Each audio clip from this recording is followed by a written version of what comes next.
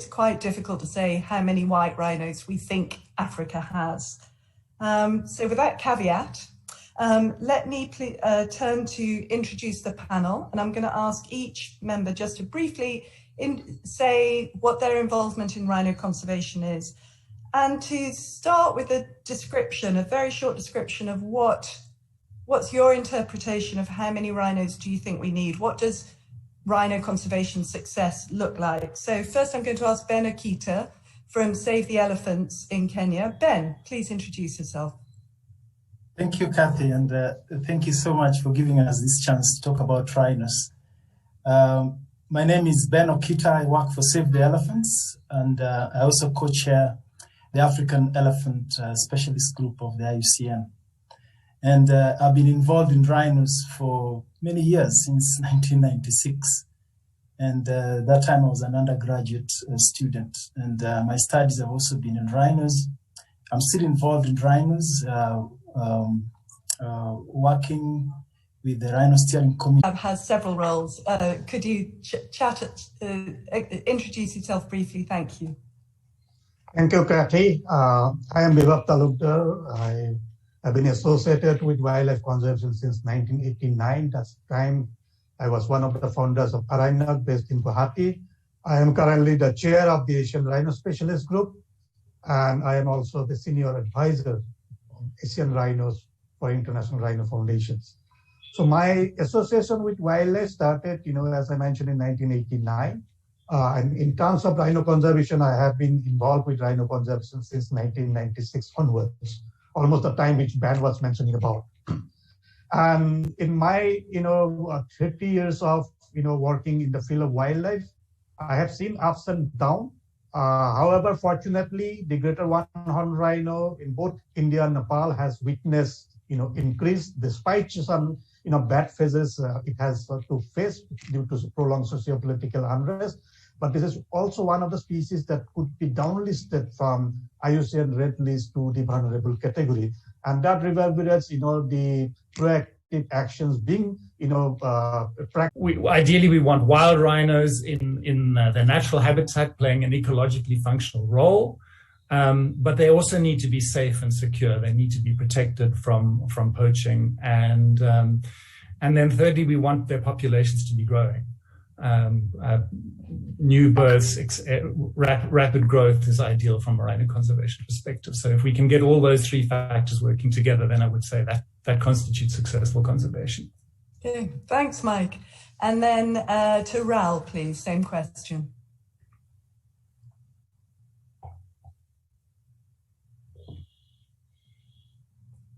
Ral, have we got you? We're struggling with mute. I muted myself. Hi, everybody. I'm Ral Dutoy. I'm director of the Lowford Rhino Trust in Zimbabwe.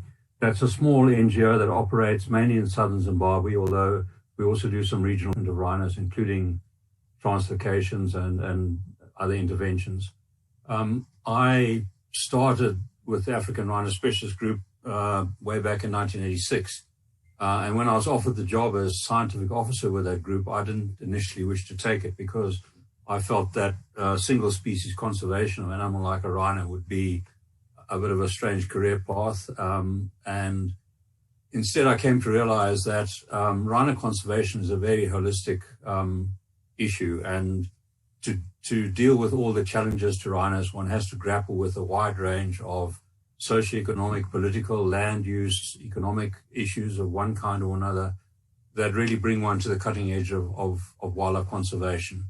And that's proven to be the case. And that leads on to my comment on what I would see as successful rhino conservation, which is essentially maintaining large, viable populations, and I'm talking about populations of over 100 in each, in areas large enough to meet the full ecological requirements and carry all other biodiversity along with it, with some prospect of a return on the investment of those rhinos in those areas.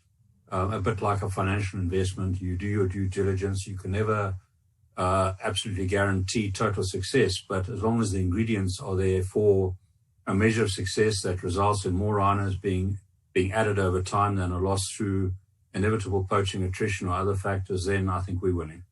Thanks. Okay, thank you, everybody. So we've had various definitions of success, but I think quite a lot of agreement between the panel members, between Africa and Asia. In this next section of today's Thorny Issues Live, I'm going to first ask, we'll go through three big questions, which are there numerical targets for each rhino species as others of the same species, and how rate is set at around 3%, which gives some balance between the potential growth rate of African rhino populations in suitable wild habitats without population compression, which is around 10%, and some poaching losses or other constraints on optimum growth. But I'd just like to mention that even more important, in my view, than numerical targets in a national rhino strategy are well thought out indicators of performance, key performance indicators that are reviewed annually. Otherwise, if a numerical target is set and isn't met after a period of the national rhino strategy, the deficit is likely just to be shrugged off as due to factors beyond our control or whatever. Whereas instead, if you do annual reviews and you look critically at the KPIs relating to rhino demography and law enforcement effort and other factors, that provides stimulation for ongoing corrective action. So you end up ultimately being more successful. Thanks. Thanks, Ral. Ben, I think that leads nicely into you, because you've been involved with the production of a number of Kenyan 5-year strategies. And during the most recent 5-year term, there was the midterm review of performance against the targets. I wanted to ask you in particular, for as long as I can remember, Kenya has had a long-term vision of 2,000 black rhinos in Kenya. And I wondered if you could sort of talk about how that figure was arrived at. Yeah, thanks. I think the 2,000 has been more like a magic visionary target. And magic here in the sense that when we hit that number, then we will be in a position that we can say now we have a minimum viable population. Intermediate goals for how many rhinos they hope to have at the end of the next 5-year period, to give you sort of intermediate targets. Mike, many national strategies don't just cover rhino numbers and have law enforcement KPIs or monitoring key performance indicators. Could you talk about what else a good national strategy should include? Kathy, sure. So obviously a major concern at the moment, with the resurgent poaching crisis of the last decade or so, is the security of the animals and their overall quality of life. So in devising a national plan, you not only need to consider which are the best habitats and best situations for the rhinos ecologically, but you also need to take in economic and security concerns into account. So there are financial issues. And in one-horned rhino in Assam was in 2018, and we had about 2,650. But since 2018 until 2020, there was no estimation. So to my, gut feeling, the population may have come close to 2,800 or 2,900. So estimation process will be done this year in Assam in 2021. But target definitely helps us to achieve, conservation practice or conservation measures. Those are useful. Those needs to be, changed depending on the new challenges that we are facing. I would also like to highlight that in 2019, the Indian government also launched the national strategy. In our national strategy, number has not been given emphasis. Rather, by 2030, our national strategy says that we will put rhinos in 5% more area than in the existing areas. So, that is one of the goal of the, the national strategy. And to achieve those goals, we'll have protection measures, we'll have transboundary cooperations, we'll have research on habitat and, the populations. Involved. Perhaps, Ben, you've been involved in the development of the Uganda plan. Yeah, thank you. Thank you for that question, James. I think it is important to have a plan. And from these plans, the way we've discussed the importance of plans and how they steer your successes, for you to be able to steer your successes and to be able to galvanize resources that are required for managing your population, it's very important to have a plan. And with this plan, you can be able, like Raul had said, you have the key performance indicators, you can be able to measure your successes, and you can be able to correct where things probably are not going right. Yeah, so it's not, it may not be so much a precondition, but it is a condition that you should have, going forward. And within that plan, again, you can be able to articulate how best communities can be involved in supporting, your initiative in Ziwa and its surroundings. Thanks, Ben, and thank you, everybody. So let's move on to the second big question, which is every rhino equally as important as others of the same species or subspecies? So just by way of illustration, for example, when the African Rhino Specialist Group is preparing the rhino population data for the CITES meetings, it doesn't include rhino numbers that are out of range. So, for example, rhinos held in European or American zoos.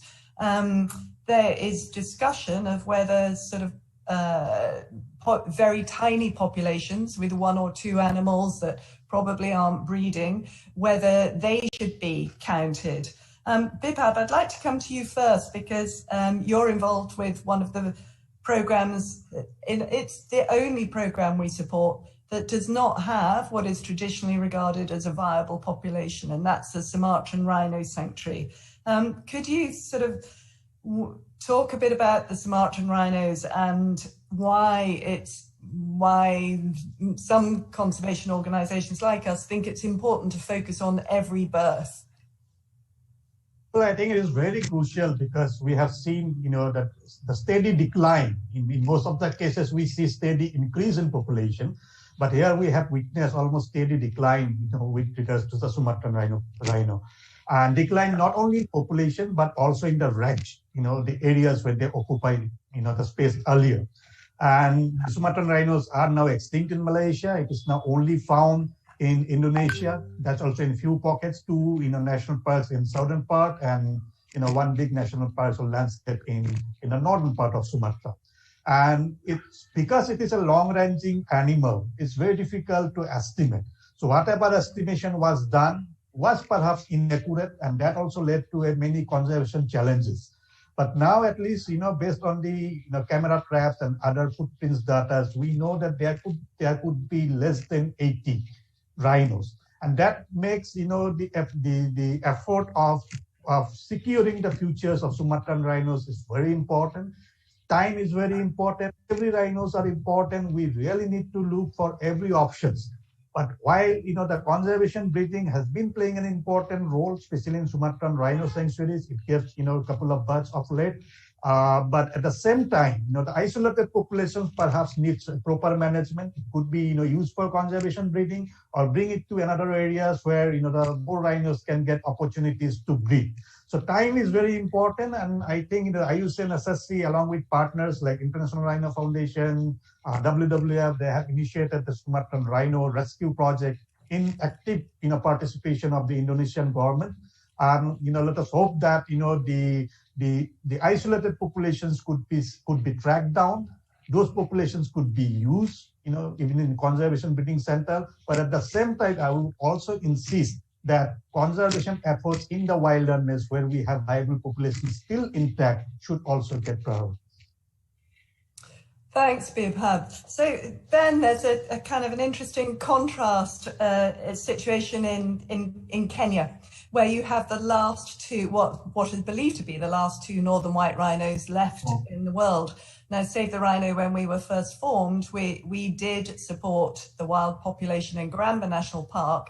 But in 2006, when it was reckoned there were only maybe 4 or 5 animals left, at that point, we decided not to put any more funding into Garamba, and we've not participated or supported efforts for artificial breeding of the 2 remaining northern whites.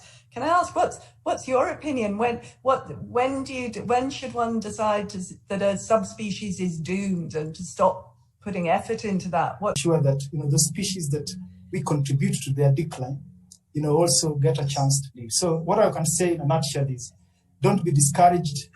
Put in more money to ensure that we do the right thing for these animals. Rewilding, for example, is going on all over. There are men realizing that we did a serious mistake to nature. Let us do rewilding. Let us regreen areas. So the same way to this species, we should make all efforts that we can within our means and our capacity and capability to bring them back. Thanks, Ben. So, Raul, I think you've also talked in the past about the problem, if I can call it that, of small populations and whether they are really sort of able to maximize breeding efforts. Would you be able to expand on that a bit? Sure. I mean, I think it's beyond any argument that every rhino is important and has got a conservation value. But if you look at this very objectively in conservation biology terms, it has to be said that the value of each rhino is not equal. A wild rhino that's interacting with other rhinos and elements of a natural ecosystem obviously has the highest value in terms of adding to the ecology of the area and to the evolution of the species. And as we touched on already, it also acts as a, within the rhino species as a flagship umbrella by virtue of the fact that the security needs and size of the area required for a viable wild population, can currently meet the needs of a wide range of other species and also maintain ecosystem processes. So wild rhinos are pivotal components of natural capital. The rhinos in captivity obviously still have a species value, and one could say it's an educational value as well, also a kind of insurance value. But that insurance value is a potential value rather than a current value, and current values are always more critical than potential values. And if I can say that one lesson I've learned in my 35 odd years of involvement in rhino conservation is that we've tended to focus far too much on emotional allocations of resources to rhinos, on the individuals and personalities involved in those efforts, and we haven't focused nearly enough on the fundamental conservation biology attributes that govern the viability of these populations. And we've doomed many rhinos to non-viable futures by applying in lots of funding and emotional effort into dead ends, I'm sorry to say. I'd also just like to mention that it's important to note the differences within Africa, where there's a lot of focus on the poaching, between black and white rhinos. White rhinos have been bred very successfully under intensive management, not quite zoos, but certainly with a lot of control over their feeding and their reproduction, etc. And those breeders who built up those populations certainly deserve a lot of credit for that success. They've outperformed zoo breeding by orders of magnitude. But we mustn't forget that black rhinos can't be farmed, and it's therefore very dangerous to equate the two species. Black rhinos are, from a behavioral and ecological point of view, much more complicated. And also because of looking at the fact that there's 3 times as many white rhinos as black rhinos, so black rhinos have an added rarity value. So just at a species level, I don't think one can say the conservation value of blacks and whites is directly equivalent. Thanks, Raul. Mike, perhaps I could ask you to focus on the South African situation. We talked earlier about Kruger National Park and the steep drop in numbers there. And obviously South Africa is where the private rhino owners have had very successful breeding operations of white rhinos. Is there something sort of worth teasing out there about genetic values of these intensively managed populations? Kathy, well, yes. So just firstly, just to echo everything that Raul said, I think what he said was really important. And viewed in that context, we then need to look at the South African situation very critically. And the problem we face is that the most valuable, ecologically valuable population in South Africa, which is the largest population of black and white rhinos in Kruger Park, is very difficult to monitor, and it's difficult to exclude and difficult to deter poaching. And we've seen the consequence of that. So we have this perverse situation where the numbers are really building up in more intensively managed areas where they are perhaps not as ecologically functional or don't have as high conservation value. but they might end up being constituting a very valuable arc.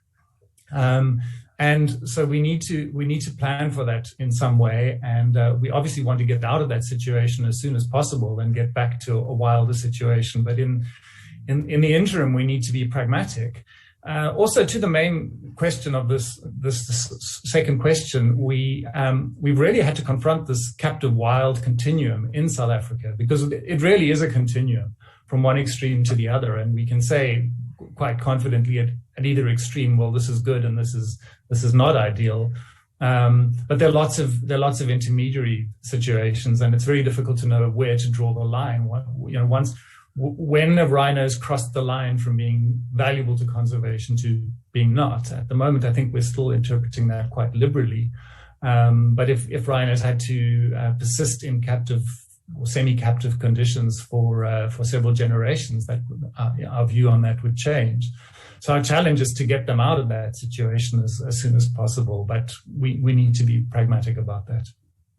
Thanks, Mike. I'd like to throw in a question that came in from Michelle Barder in France, who asks, can zoo rhinos seriously contribute to wild populations? Would one of you like to answer that question?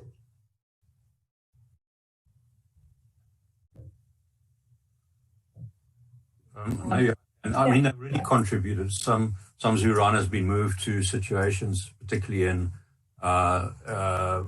where there's small populations, to reinforce those populations and add additional genetic diversity. So it can be done. It's not easy though. Behaviorally, when I'm talking about black rhinos here, it's actually quite complicated to integrate rhinos into wild populations. So there's a lot of cost and expense involved in simply saying we've raised a rhino in our small population. Please take it and put it back in the wild and we'll feel we've done our bit. That's actually handing quite a big problem onto someone else who has to integrate that animal. And as I said, certainly with black rhinos, it's really achieved successfully, but there have been some cases. And it's completely unreasonable to suggest that there can be some genetic infusion from some zoo populations into wild populations. So off the top of my head, I can think that 4 of the animals that originally went to Ziwa Rhino Sanctuary in Uganda came from Disney Animal Kingdom in the States. I think they were supplemented by a couple from Solio, Ben.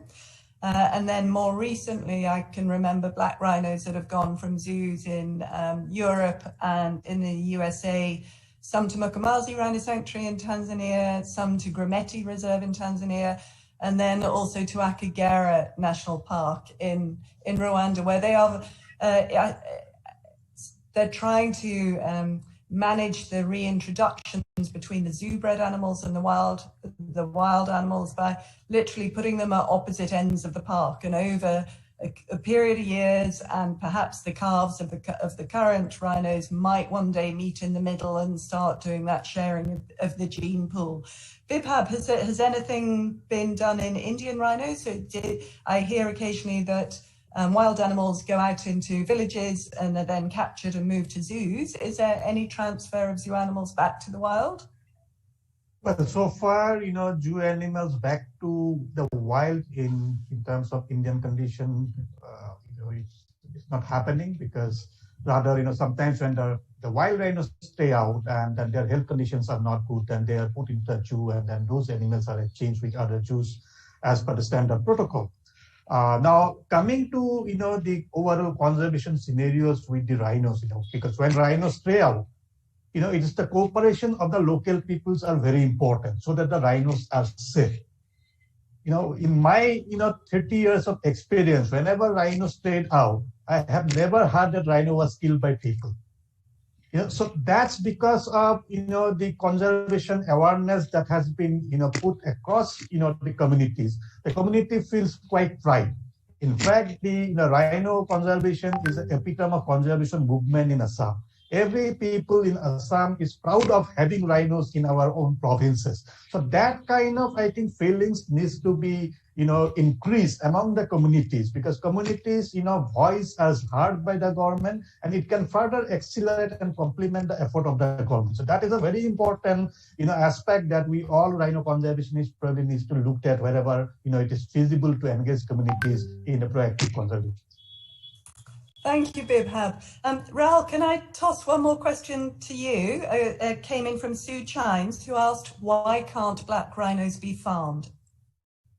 Well, behaviorally, they're a little bit more complicated than white rhinos, which tend to move in groups and are much more almost like herd animals in a way.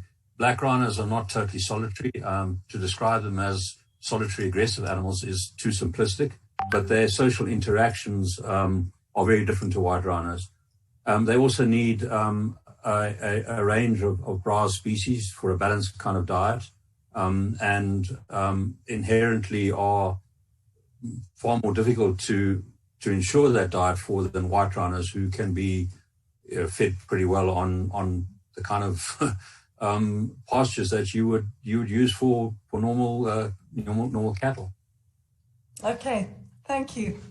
So I'm going to move on to the third question, which is, how many rhinos do we really want or need? I mean, and in particular, does the answer depend on how rhinos are perceived, on what kind of values we place or attribute to them? Raoul, to begin with you, I think you've talked about the importance of rhinos as flagship or umbrella species, and you said in your introduction about large, viable wild populations. Would you like to expand on that a little? Sure. I mean, the extent to which a country in its national rhino strategy makes an effort to use those rhinos as flagship or umbrella species for enhancing the status of protected areas, attracting funding, improving security, etc., is obviously varies from place to place. But and that will determine how many rhinos that country really feels they want. They may want only a few in a situation where they're just trying to enhance or develop some particular park and get that going, and then worry about what you may do from there in 20 years' time. But, I come back to the point that it's fundamentally the conservation biology issues, and Ben discussed the concept of minimum viable populations, which in very simple terms is the smallest number that you're going to need for the population to have a chance of long-term persistence under natural breeding. That depends on the ratio between what we call the effective population size and the total population size. Effective population size, or NE, being the number of animals that are successfully breeding in that population, the successful breeders. And the ratio of the effective breeders to the total population is something that we're still trying to determine. It's very frustrating when as Lowfoot Rhino Trust, we've got hundreds of samples, genetic samples we've collected over the years from the many hundreds of rhinos that we've handled in one way or another. But we've remained very frustrated in getting the pedigree analyses done and getting the geneticists to cooperate with us on putting aside their own academic ambitions that they always want to rush off with when it comes to our samples, and get on with this routine work of helping us with the parentage analysis. But we were working on it. I'd just like to make the point that if you have smaller numbers of rhinos that in themselves are not genetically viable, the term metapopulation is often used. Metapopulation meaning that you've got managed gene flow between different populations, you're moving animals around. But as we just pointed out, it's not so easy socially to move these animals around. And rhinos are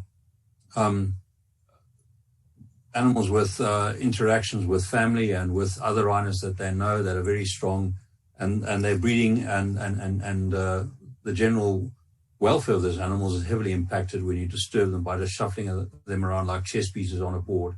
So I think that's a lesson that's being learned in translocation metapopulation management. It's not so easy.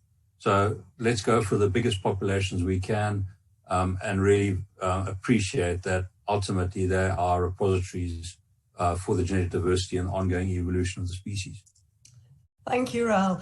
Ben, is there anything you'd like to add on sort of the values or the purpose of rhinos? Yeah, thanks. In addition to what Raoul just talked about, having animals either directly or indirectly, through tourism, for example.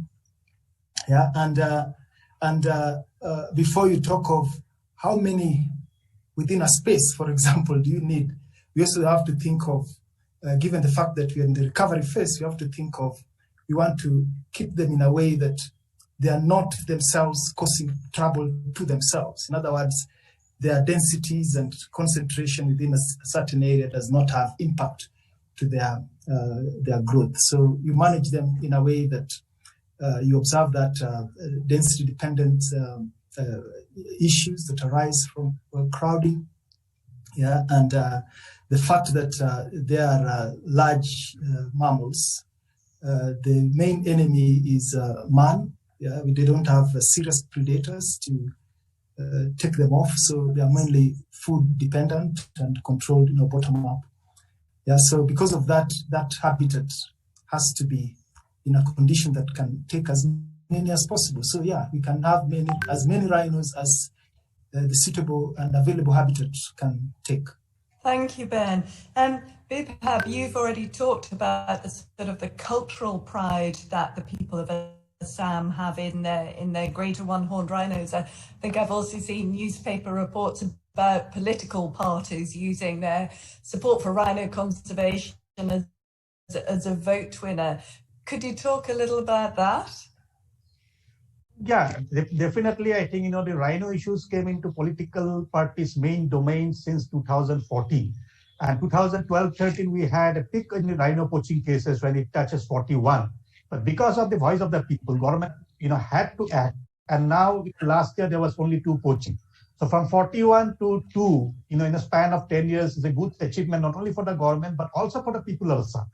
Okay, this is because of, their attachment with the rhinos.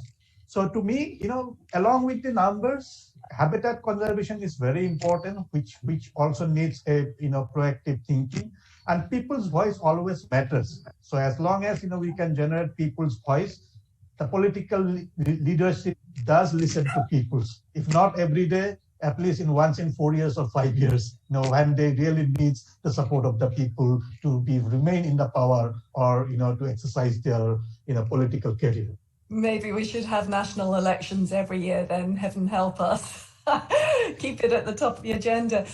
Mike, Ben touched on economic aspects, but given your interest, can I ask you to expand on that, please? Sure, Kathy. Well, just to, again, agree with all the previous speakers, there is a full spectrum of values, and ranging from the argument that rhinos have intrinsic value, which is quite independent of what we as humans may think of them, through to the more instrumental values, the ecosystem services that they provide by way of their ecologically functional role.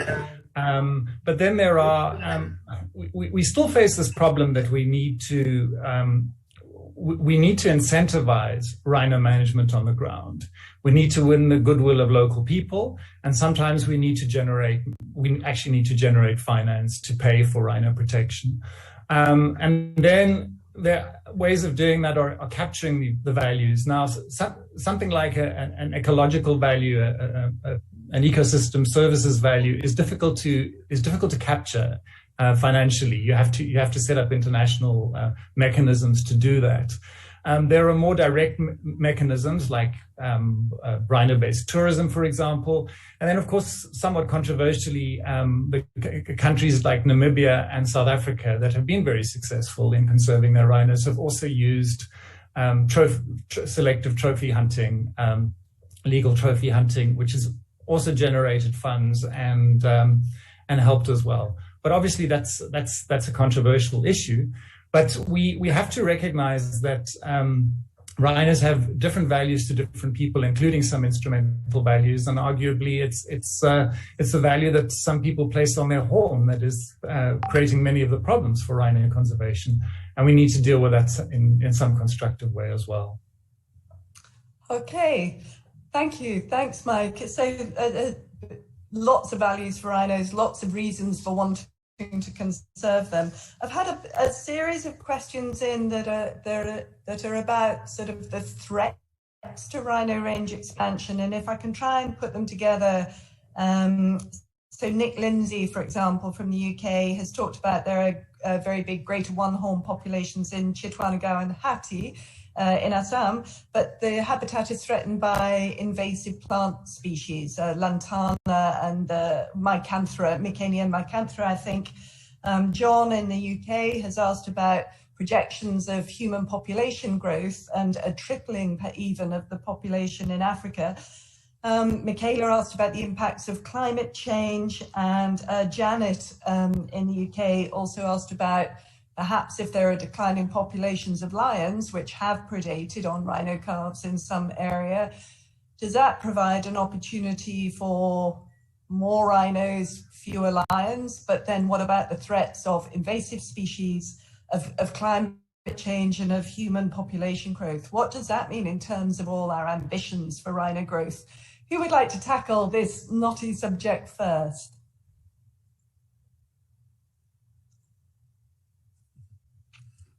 Ral, I can see you leaning forward. I'll take one of the ones that I can deal with quickly, which is the lion predation issue. Yes, rhinos can sometimes lose calves to predators, actually more often to hyenas than to lions, and that's because certainly black rhinos will often leave their calves hidden while they go to water, and if a pack of hyenas comes across the calf, then they'll get it. But generally, rhinos are pretty savvy when it comes to dealing with predators. In Bubi Valley Conservancy, which is our largest population of rhinos in Zimbabwe, we have the highest lion density in Africa, and those rhinos are breeding just fine. They deal with the lions. Thanks. But Bibhab, maybe I could ask you about invasive species, given that that's a big problem in Chitwan National Park and other parks where the greater one-horned rhinos are found.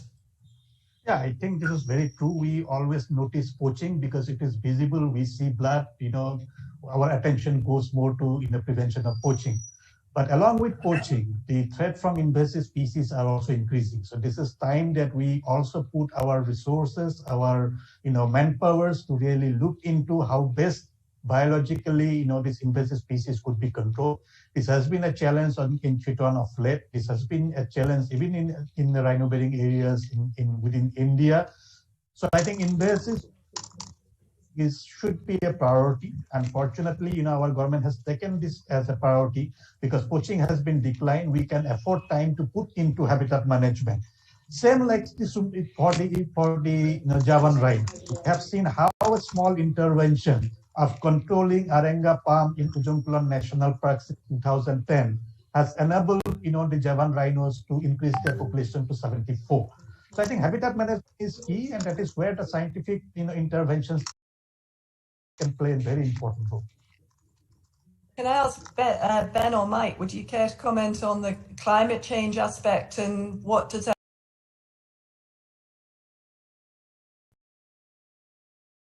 poaching crisis for the last 12 years, and that long-term visioning and planning has suffered as a result?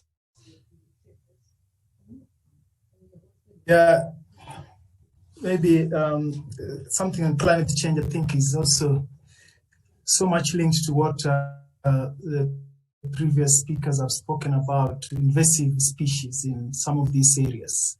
And this has been also attributed to changes in climate in certain areas where parks or rhino reserves have been designated. Yeah, and it is something that, of course, as we studied and understand the trends, it is something that we also have to just tackle practically and mitigate on the ground. Just to add on also the invasive plant issues is one of those things that we are still grappling with. When I was a rhino coordinator in Kenya Wildlife Service, we incorporated that under our biological management side of things. Yeah, and to come up with means and ways of eradicating them or controlling them in areas where they start to take up habitats and food resources for rhinos. Yeah, and some of this is related to changes in climate. Yeah, some of it is related to human disturbance,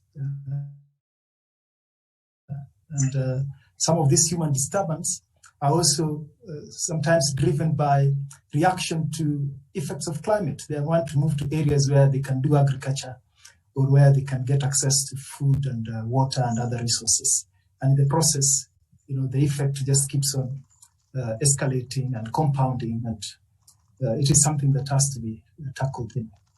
Thanks. If I just comment, Kathy, if I just comment very quick, I know we're running short of time, but I think a huge alert that has to be sounded is to do with climate change and sea level rise.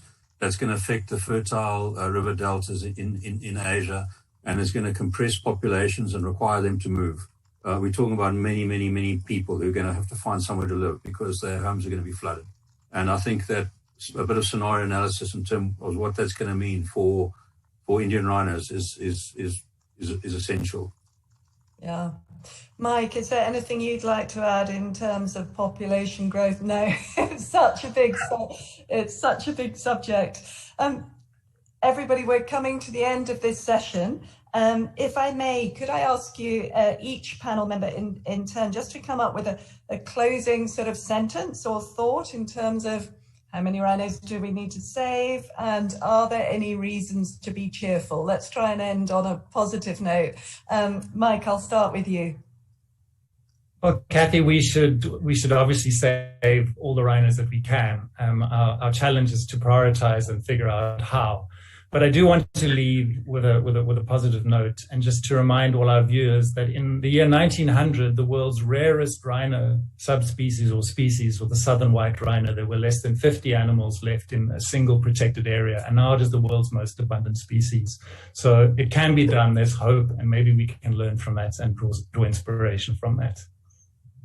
That's the kind of graph I like to see. Thanks, Mike. Bibhab, can I turn to you, please, on behalf of the Asian rhinos? Well, I think in terms of greater one-horn rhino, if we get 5,000 by 2030, that could be a very good, rhino populations for India and Nepal. Javan rhino, currently we have 74. In next 10 years time, even if it could be double, at least, close to 150 could be a good, viable populations. Sumatran rhino, of course, it has to face the challenges, but despite the challenges, if we can at least retain it to 80 to 100 in next 10 years, so that the population build-up process can be further enhanced, that would be a very good, effort. Along with the numbers, I feel we should not, lose the existing land which are demarcated for rhinos. As long as land is there is a possibilities to play long innings. But if we lose land along with the populations, then I think future will be even more challenging. Yeah, great point, Bibhab. Thank you. Ben, from you. Yeah, thank you. I think, there's a lot of hope, and there's still a lot of room to get things better. And we've seen numbers grow from, very low numbers, which we had in the 80s. And some populations have doubled in some of the areas. We've seen areas which were not secure now being made available to rhinos, and we've seen a lot of growing interest in the rhino conservation amongst people. That's the kind of tempo I think that we need to keep. And the more we keep it, I think we'll be able to achieve what we want with the rhinos. Thanks, Ben. And Ralph, I'll give you the last word. Okay. I think we've said quite a lot already about the need to get away from allocations of rhinos in drips and drabs, and to rather build up large viable populations as what we call in Zimbabwe rhino factories. That's where you're going to get your growth and your reproduction. But I'd just like to make the point that we shouldn't actually leave any rhino behind. There's a bit of a tendency that I've seen recently for some of the populations that are building up to say, well, sometimes we've got to let nature take its course when a rhino gets hammered by another bull, and maybe should be put in a pen for treatment or whatever. And I don't agree with that, because rhinos are too valuable to allow nature just to take its course with them. Our human interference has put them where they are, and sometimes we need to interfere as humans in their survival at a individual veterinary level. And looking at the importance of individuals, just to give you an example, we've got a rhino cow called Siabua, black rhino cow. I caught her as the last survivor in a very large region of south of Lake Kariba in 1992. That was 29 years ago. It was a massive effort, including a 27-hour non-stop truck trip to move her to southern Zimbabwe. She's had at least 9 calves, probably 10 since then. And we've just found tracks of another small calf in her area, which is, I'm pretty sure, another calf of hers. So, if we hadn't caught her, there would be a lot less rhinos around, because now she's had grandchildren, great-grandchildren, all the rest of it. At a national level, the fortunes of rhinos go up and down as well. 3 decades ago, we had half the number of rhinos, black rhinos in Zimbabwe than we've got now. Last year, there was 0 poaching in Kenya as a major ranger state, very low poaching in Zimbabwe and Namibia compared to previous years, 0 poaching in smaller range states of Zambia, Malawi, Swaziland. So we mustn't just talk about doom and gloom based on the recent very negative picture from South Africa. Other countries have confronted that challenge, and yes, we lose a lot of rhinos, but we can win if we're strategic about what we do. Thank you, everybody. And just within my time at Save the Rhino, we imagine we've lost the last northern white rhinos in the wild. The last western black rhinos were declared extinct. The subspecies in Sabah on the island of Borneo have been declared extinct. But there have also been successes. Bipab talked about the downlisting of the greater one-horned rhino, which is now only vulnerable. It's our organizational and my personal hope that one day the 3 critically endangered species of rhino, the black, the Sumatran and Javan, might be downgraded to lower categories of threat. That would be a really great indicator of success.